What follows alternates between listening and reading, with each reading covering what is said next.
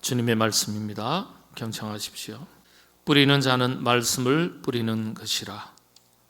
좋은 땅에 뿌려졌다는 것은 곧 말씀을 듣고 받아 30배나 60배나 100배의 결실을 하는 자니라. 아멘.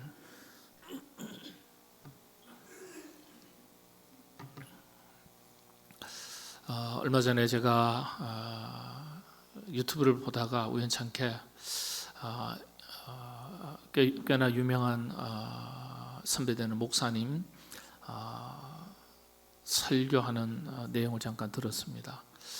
근데 유튜브 몇 편을 이렇게 봤는데요, 조금 생각이 달랐습니다만은 시사적인 문제를 많이 다루시더라고요. 오늘 우리 교회의 자화상에 대해서 스스로 반성하는 말씀도 많이 하시고, 세상이 돌아가는 여러 가지 이야기들에 대해서 조금은 비판 어린 말씀도 많이 하시고, 설교의 말씀 중에 한 3분의 2는 다 시사적인 말씀이셨어요. 틀린 말씀도 아니고 당연한 말씀인데 들어서 새겨야 될 말씀이기는 하지만, 예배 중에 선포되는 말씀은 시사를 다룰 말씀이 아니라고 저는 생각합니다.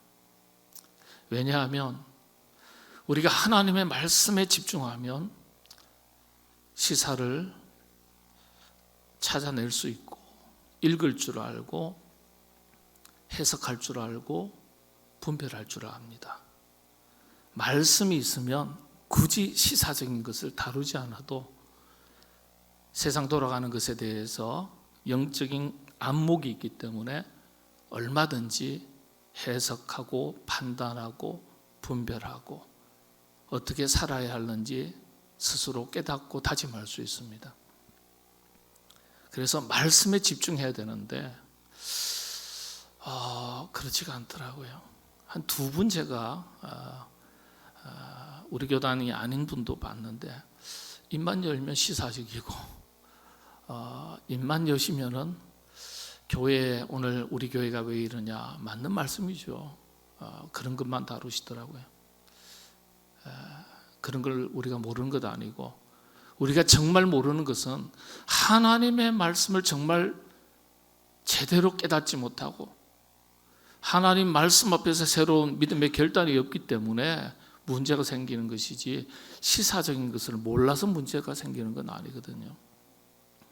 한국교회 위기를 강단의 위기라고 말합니다. 그래서 강단에서 하나님 말씀이 바르게 선포되고, 우리 성도님들은 말씀을 있는 그대로 잘 받고 깨닫고 말씀대로 살아내면, 굳이 우리가 교회의 오늘 모순에 대해서, 세상의 모순에 대해서, 현실에 그리고 시사적인 것에 대해서 굳이 따로 설명드리지 않아도 얼마든지 우리가 그리스도인으로 선한 영향력을 발휘하면서 살아갈 수 있습니다. 그런 걸 보면서 안타까움을 가졌습니다. 그런데 성도님들도 그런 시사적인 문제를 막 다루면 오히려 또 좋아하세요. 참 답답하다, 그런 느낌을 가졌습니다. 제가 이런 말씀 드리는 것도 사실은 설교 시간에 별로 적절하지 못합니다.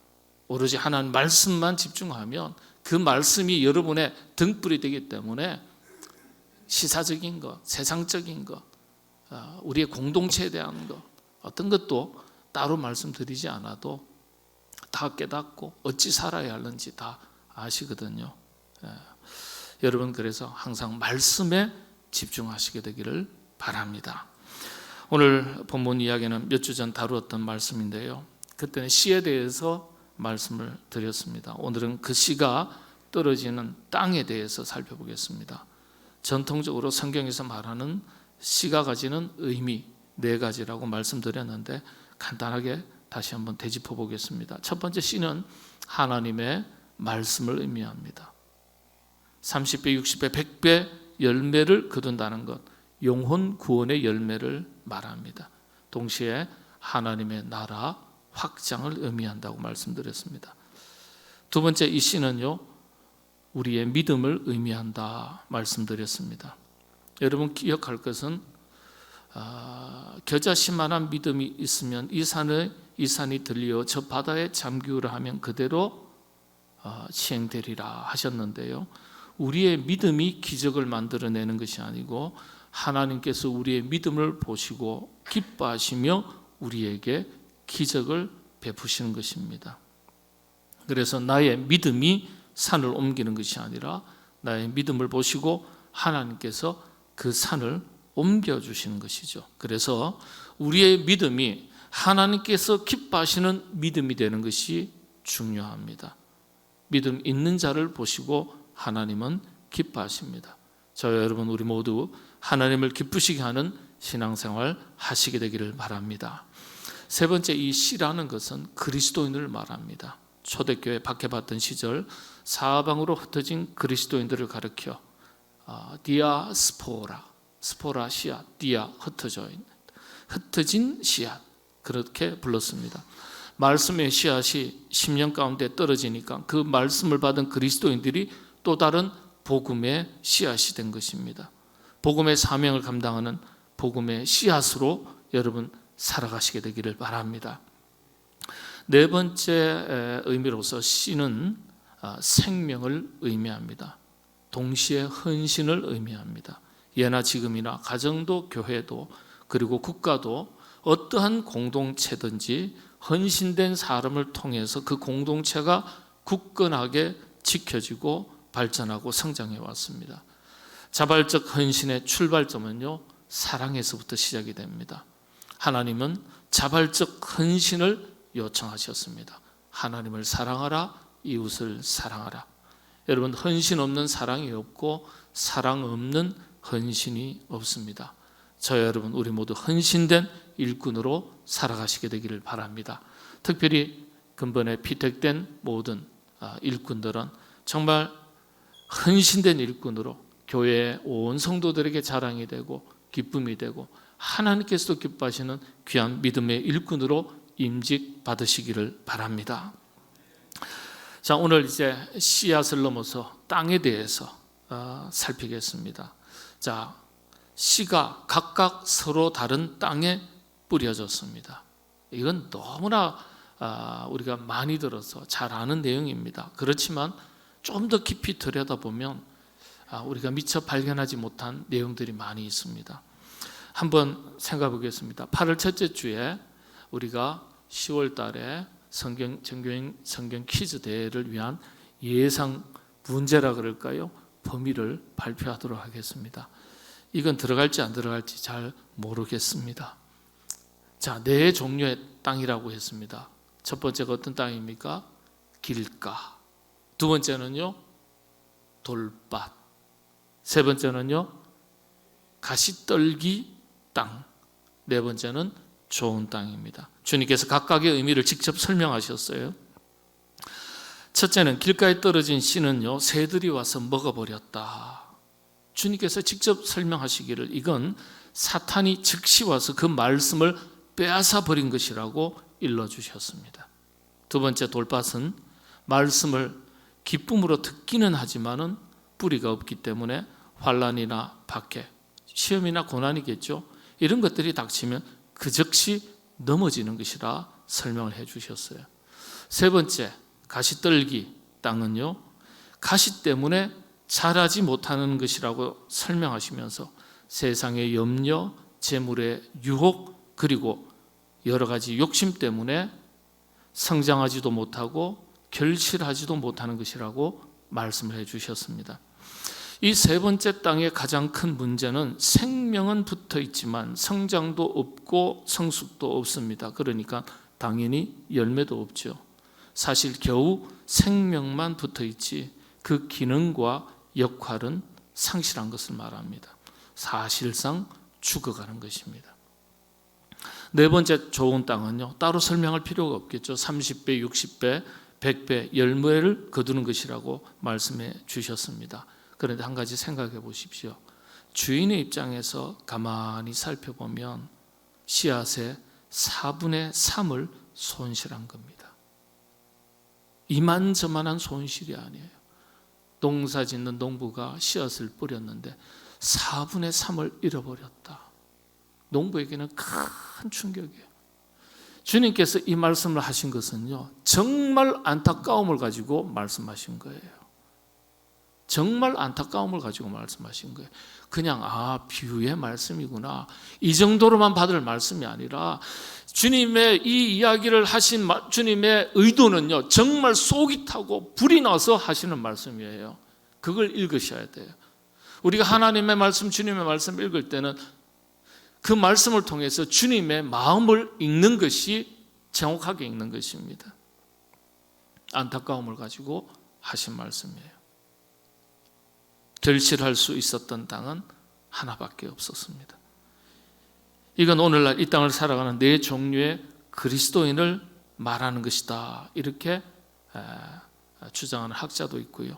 혹자는 네 종류의 사람을 의미하는 것이라고도 말합니다. 그도 그럴 것이 첫 번째 땅, 사람을 불신자로 볼 것이냐 아니냐의 차이로 해석이 달라집니다.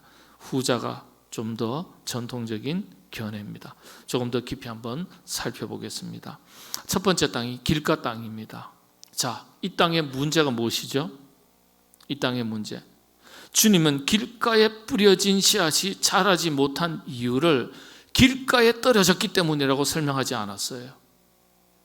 사탄이 뿌리를 내리고 자라지 못하도록 말씀을 빼앗아 버렸기 때문이라고 했습니다. 우리가 생각하는 거는 조금 달라요. 길가여서 뿌리 내리지 못하고 자라지 못했다고 생각해요. 아니에요. 주님은 다르게 이야기하셨어요. 사탄이 와서 그 말씀을 빼앗아 버렸기 때문이다. 사탄의 역사를 이야기하세요. 자, 여기서 말하는 길가, 사람 다리는 아스팔트길, 시멘트길 이렇게 생각하실 수 있어요. 아니요, 그런 길이 아닙니다. 이 길은 신약 성경 마가복음에 기록되어 있는 이 길가는 농로를 말합니다. 농로를 말합니다. 농로, 농사길. 우리가 아는 길가, 도로가 아니에요. 농도, 우리가 사람 많이 다니는 그 길이 아니에요. 많은 그리스도인들이 그렇게 알고 있어요. 그 길 아닙니다. 농로예요. 농로. 농사 지을 때 가면 밭두렁, 논두렁, 농사 짓기 위해서 그 땅으로 갈 때 가는 농부가 걷는 길이 있어요. 농사 짓기 위해서 가는 길이 있어요.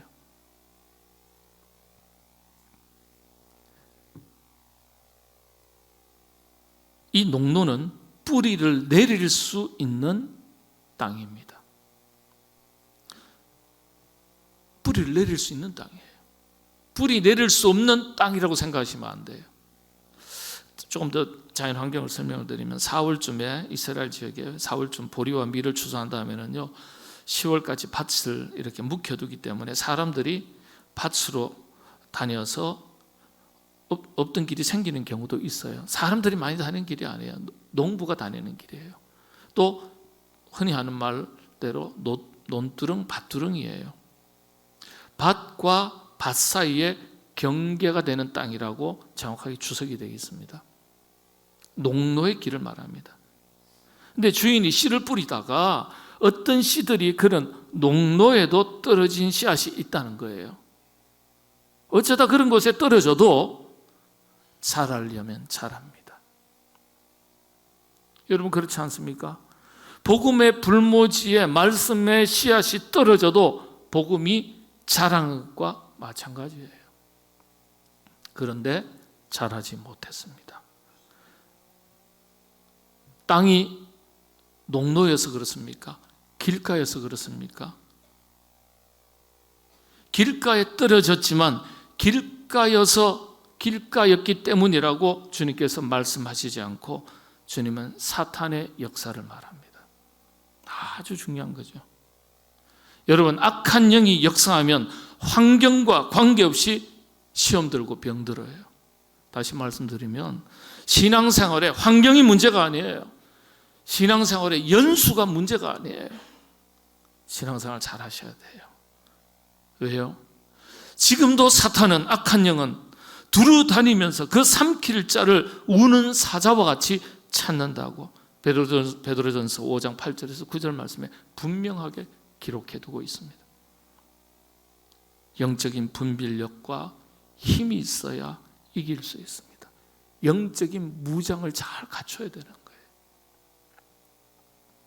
여러분, 십자가의 군병처럼 말씀으로 잘 무장된 전투력 있는 그리스도인으로 살아가시게 되기를 바랍니다.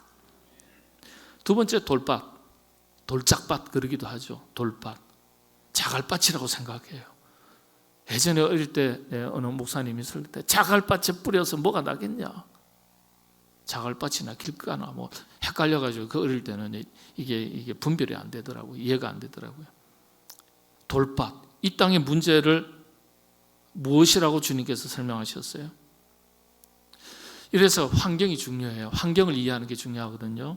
여러분, 이 이스라엘 지역은 겉보기에는 흙으로 덮인 땅이지만 알고 보니까 속은 아무짝에도 쓸모없는 돌밭이에요.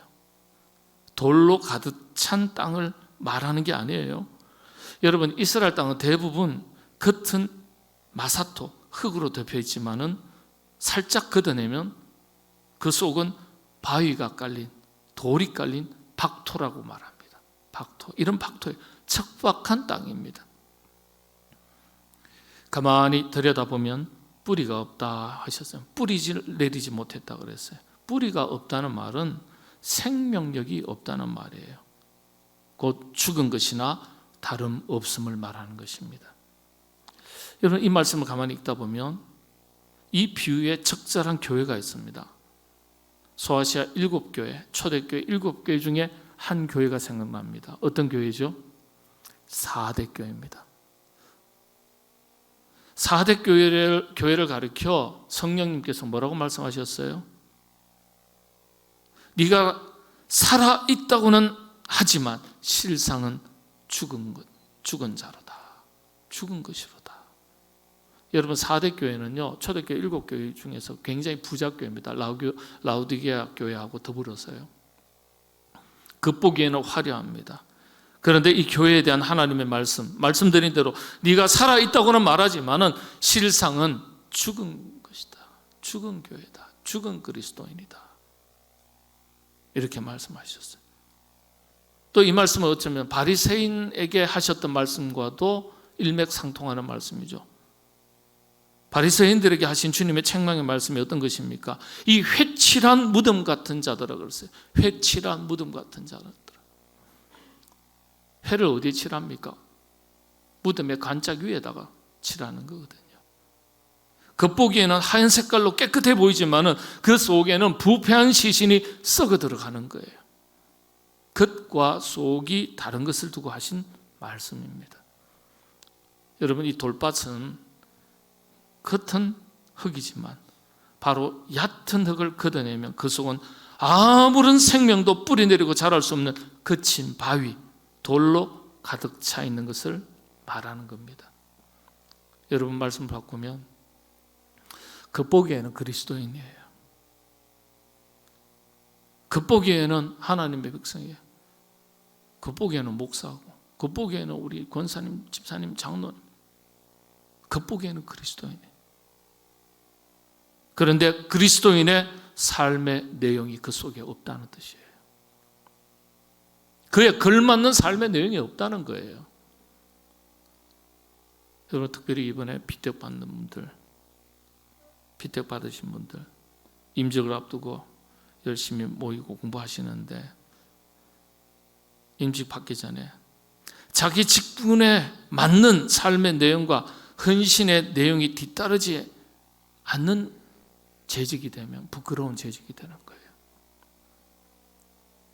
자신의 직분에 맞는 삶의 내용과 헌신의 내용이 뒤따르는 정말 교회 자랑이 되고 기쁨이 되는 재직들 되시길 바랍니다. 그래서 세 번째 땅이 어떤 땅입니까? 가시떨기 땅이라고 그랬어요. 가시나무 떨기, 이렇게 성경에 기록되어 있기도 하고요. 또 어떤 성경 부분을 보면 가시떨기 나무, 가시나무 떨기, 비슷한 표현입니다만 조금씩 다르게 표현되고 있습니다. 자, 이 땅이 어떤 문제를 가지고 있습니까? 가시예요. 가시가 성경 말씀대로, 주님의 설명대로 씨앗의 기운을 막았다 이렇게 되어 있어요. 제가 오늘 본문 그 서두의 말씀만 한 절 읽고 마지막 말씀만 한 절 읽었는데 그 사이에 주님께서 설명하신 내용이 거기에 담겨져 있습니다. 가시가 씨앗의 기운을 막았다.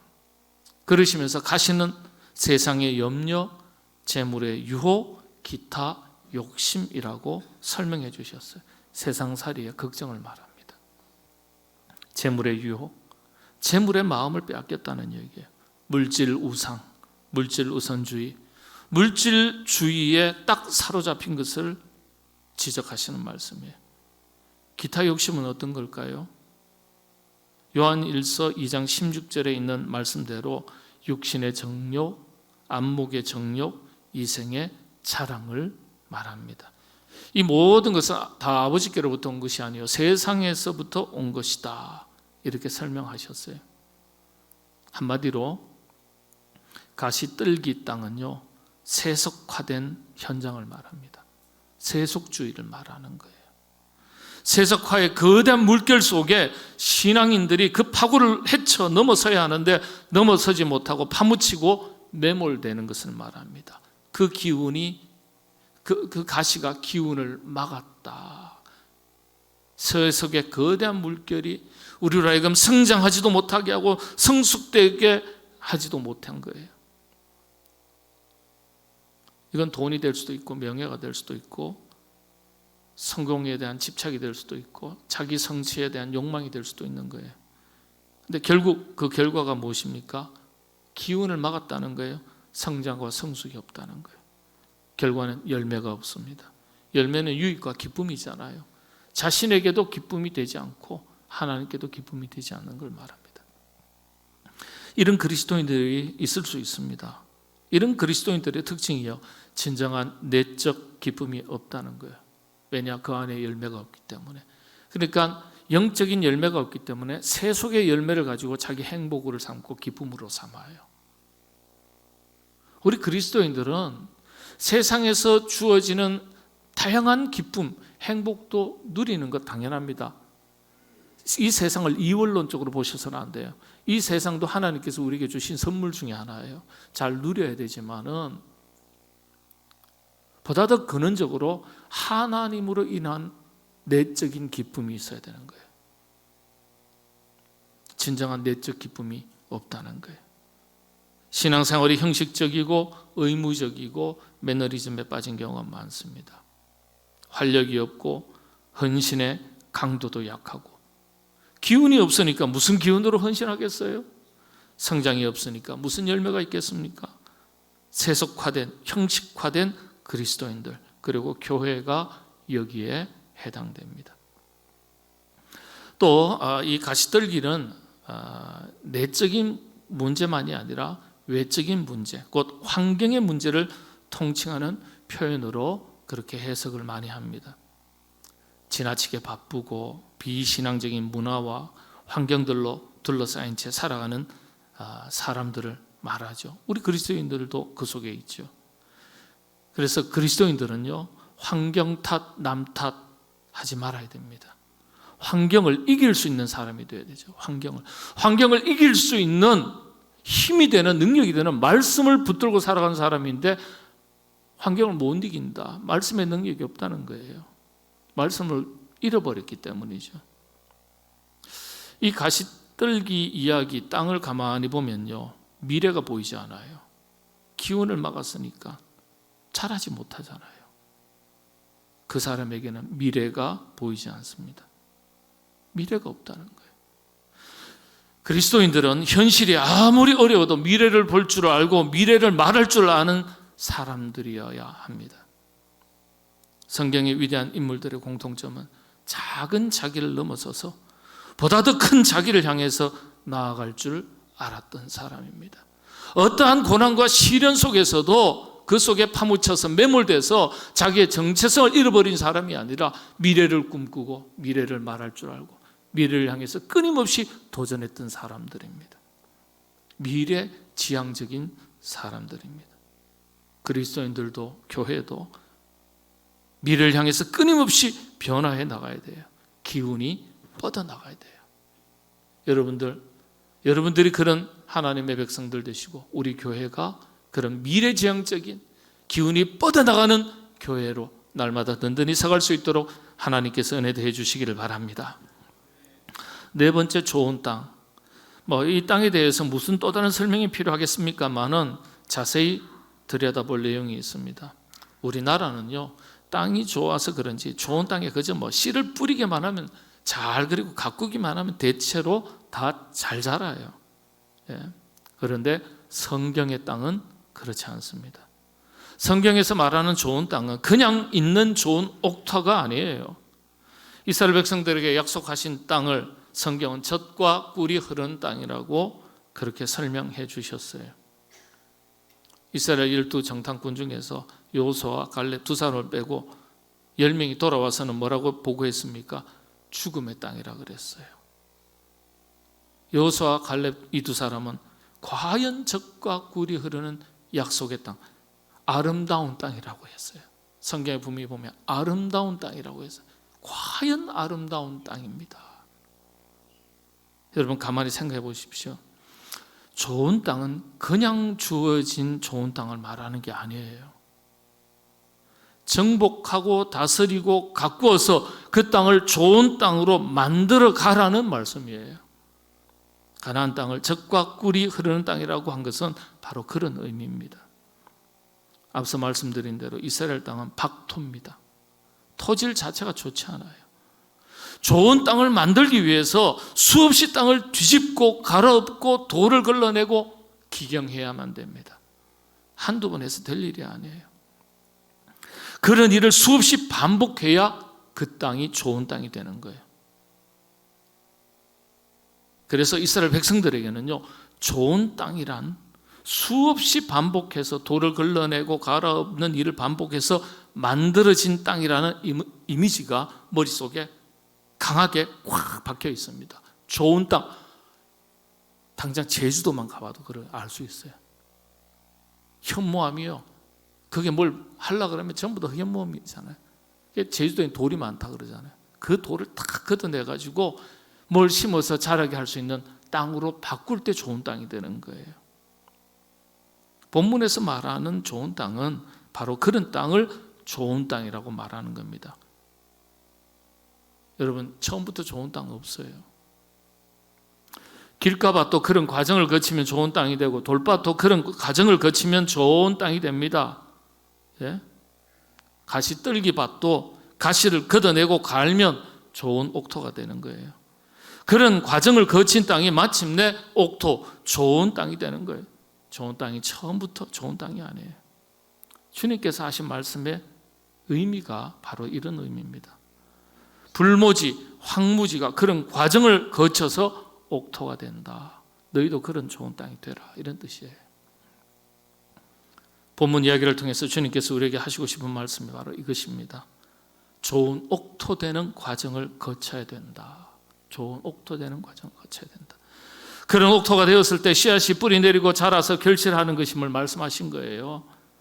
그런 피땀 어린 자기 노력과 변화의 과정이 필요한 것을 가르쳐 주신 거예요. 그러니까 주인의 입장에서 씨를 뿌렸는데 4분의 3을 잃어버렸어요. 4분의 1밖에 기대할 수가 없는 거예요. 그런 좋은 땅, 안타까움을 가지고 말씀하시면서 그렇게 피땀 흘려서 자기 노력과 변화의 과정을 거쳐서 결실할 수 있는 좋은 땅이 되라. 안타까움으로 하신 말씀이에요. 여러분, 좋은 옥토에 대한 교훈이 하나 더 있습니다. 좋은 옥토도 내버려 두면 황무지가 됩니다. 온갖 잡초가 자라서 엉망이 됩니다. 농사지을 좋은 땅이 불모지로 바뀝니다. 그래서 끊임없이 가꿔야 된다는, 끊임없이. 사람도 이와 같습니다. 우리 자신의 내면 세계를 끊임없이 가꾸고 새롭게 해야 돼요. 밭은 사람을 더 정확하게는 우리 내면 세계, 우리 마음을 말합니다. 생각해 보십시오.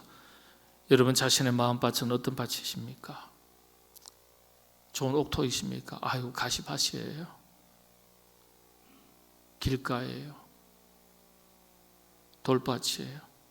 여러분 기억하시길 바랍니다. 하루에도 몇 번씩 바뀌는 밭이 사람의 마음밭입니다. 사람의 마음이 이렇게 순식간에 바뀌어요. 아침 다르고 저녁 다릅니다. 평온하다가도 자신의 누군가 마음에 상처를 주는 말 한마디만 하면 이 속에서 지옥으로 바뀌어버려요. 가시밭으로 바뀌어요. 자신의 생각과 마음에 맞지 않는 일을 보거나 듣거나 하면 순식간에 마음이 지옥이 됩니다. 예? 마음 관리, 내면 세계 관리, 신앙 관리, 자신의 마음을 잘 다스리는 것이 정말 어렵습니다. 그러나 참 중요하죠. 좋은 밭이어야 열매를 기대할 수 있기 때문에 그렇습니다. 좋은 밭이 되어도 유지 관리하는 것도 역시 어렵습니다. 계속해서 말씀드리지만 주인은 4분의 3이라는 큰 손실을 입었습니다. 근데 오늘 이야기의 문제의 핵심은요, 씨앗이 문제가 아니라 뭐가 문제라고요? 땅이 문제였어요. 땅이. 더 깊이 들여다보면 환경이 문제라고 생각하기 쉽습니다. 일구지 않은 땅이 문제였어요. 일구지 않은 땅. 길가도 일구면 좋은 땅, 돌밭도 일구면 좋은 땅, 가시밭도 일구면 좋은 땅. 환경이 문제가 아니에요. 가꾸지 않은 땅이 문제였어요. 여러분 자신의 마음밭을 잘 다스리고 관리하고 가꾸지 않으면 여러분은 황무지가 될 수 있어요. 우리 자신의 마음밭을 잘 다스리고 관리하고 그래서 좋은 옥토가 되도록 날마다 새롭게 변화를 받아야 하겠습니다. 하나님은 타락한 이후에 아담과 하와에게 이런 말씀을 하셨어요. 참 의미 있는 말씀이에요. 이 말씀 드리고 말씀 마치겠습니다. 아담과 하와에게 뭐라고 말씀하셨어요? 이 세상 살이에 대한 특징을 딱 설명하셨어요. 뭐 필경은 죽게 될 것이다. 해산의 고통이 있을 것이다. 뭐 수고의 땀을 흘려야 먹고 살 것이다. 그런데 굉장히 의미 있는 말씀 한마디를 하셨어요. 이제 이 땅이 너희에게 가시와 은근키를 낼 것이다 하셨어요. 가시와 은근키. 그래서 타락한 이후에 모든 땅에는 이 가시와 은근키가 나옵니다. 수고와 고생, 고난과 역경을 의미하죠. 맞습니다. 그런데 한 가지 더 있어요. 하나님께서 말씀하신 이제는 이 땅이 가시와 은근키를 낼 것이다 하신 말씀 속에 이 땅이 우리를 제외한 땅이 아니에요. 우리 마음밭도 하나의 땅입니다. 우리의 마음밭이 길가가 되기도 하고 겉과 겉다르고 속다른 돌밭이 되기도 하고 우리 자신이 찌르고 상처 주고 아프게 하는 가시를 내는 인생이 될 수도 있어요. 인생밭이 될 수 있다는 거예요. 세상이 가시와 은근키를 내는 것이 아니라 내 속에서, 내 입에서, 내 마음에서 가시와 은근키를 내는 거예요. 우리도 밭이니까. 그래서 날마다 우리는 우리 자신의 마음밭을 갈고 다스려야 됩니다. 로마서 12장 2절 말씀, 이 말씀이 바로 그런 뜻입니다. 한번 같이 읽어보겠습니다. 너희는 이 세대를 본받지 말고 오직 마음을 새롭게 함으로 변화를 받아 하나님의 선하시고 기뻐하시고 온전하신 뜻이 무엇인지 분별하도록 하라. 오직 마음을 새롭게 함으로 변화를 받아 옥토가 되는 과정이에요. 그래야 열매를 기대할 수 있습니다. 좋은 향기 나는 꽃을 볼 수 있어야 되고 열매를 볼 수 있어야 합니다. 그래야 쓸모가 있어요. 열매가 없으면 어디에 쓰겠습니까? 주님은 필요 없어서 불사르겠다고 하셨어요. 그리고 사람에게 밟힐 뿐이라고 하셨어요. 비극입니다. 정작 본인만 모른다면 더 큰 비극이죠. 우리 모두 주님의 가르침을 가슴에 잘 새겨서 좋은 밭이 되어서 30배, 60배, 100배 좋은 열매 맺는 그리스도인으로 살아가시게 되기를 바랍니다. 기도하겠습니다. 하나님, 환경의 문제가 아닌 것을 알았습니다.